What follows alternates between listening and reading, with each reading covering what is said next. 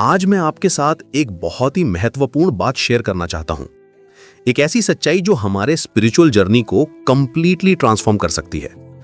कल्पना कीजिए एक किसान की। वो रोज अपने खेत में जाता है, मिट्टी को देखता है, बीजों के बारे में सोचता है। वो एग्रीकल्चर के बारे में सब कुछ जानता है। कौन सा बीज कब बोना चाहिए, कितना पानी देना चाहिए, फर्टिलाइजर कैसे यूज करना चाहिए। लेकिन अगर वो सिर्फ जानता रहे और कभी बीज ना बोए तो क्या होगा? खेत खाली रह जाएगा, फसल नहीं आएगी। यही हाल हमारे स्पिरिचुअल लाइफ का भी है। हम चर्च जाते हैं, सर्मन सुनते हैं, बाइबल पढ़ते हैं, गॉड का वर्ड हमारे कानों में आता है, हमारे माइंड में बैठता है।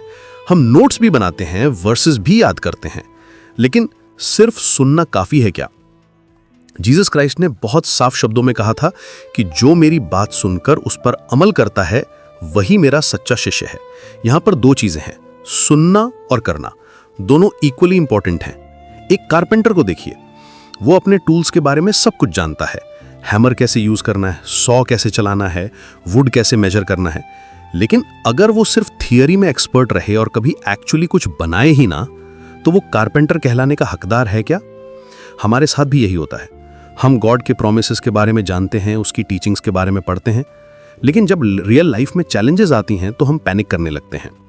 जब फॉरगिवनेस की बात आती है तो हम हेजिटेट करते हैं। जब हेल्पिंग अदर्स का टाइम आता है तो हम एक्सक्यूजेस बनाते हैं। यीशु ने एक ब्यूटीफुल पैराबल भी दिया था।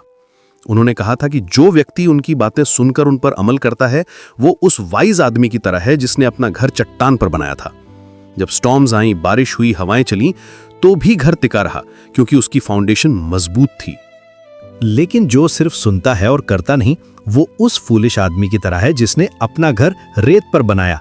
देखने में तो घर अच्छा लगता था, लेकिन जैसे ही पहली बड़ी स्टॉर्म आई सब कुछ कोलैप्स हो गया। आज से हम डिसाइड करते हैं कि हम सिर्फ हेयर्स नहीं बल्कि डूअर्स बनेंगे। गॉड का वर्ड हमारे दिल में बैठेगा और हमारे एक्शंस में दिखेगा। तभी हम जीसस के ट्रू डिसाइपल्स कहलाने के हकदार होंगे।